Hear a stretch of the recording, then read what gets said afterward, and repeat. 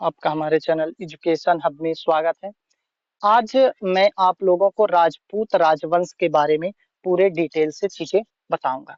तो देखिए, राजपूत राजवंश के बारे में यदि हम बात करें तो बेसिकली जो राजपूत राजवंश हुए उसमें पहला राजवंश था गुर्जर प्रतिहार, दूसरा गहडवाल, तीसरा चौहान वंश, चौथा परमार वंश, पांचवा चंदेल वंश, छठवां चालुक्य वंश, सतवां सिसोदिया और आठवां कलचुरी।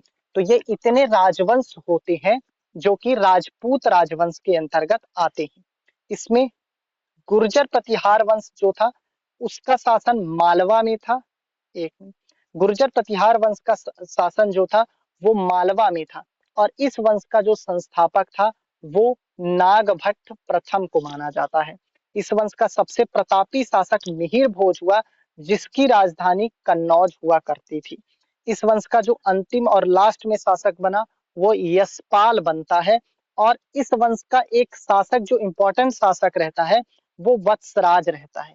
और वत्सराज के समय जो सबसे इंपॉर्टेंट घटना घटती है वो अरब के यात्री सुलेमान का भारत के यात्रा करना था। वो भारत पर सुलेमान जो आता है भारत की यात्रा पर आता है।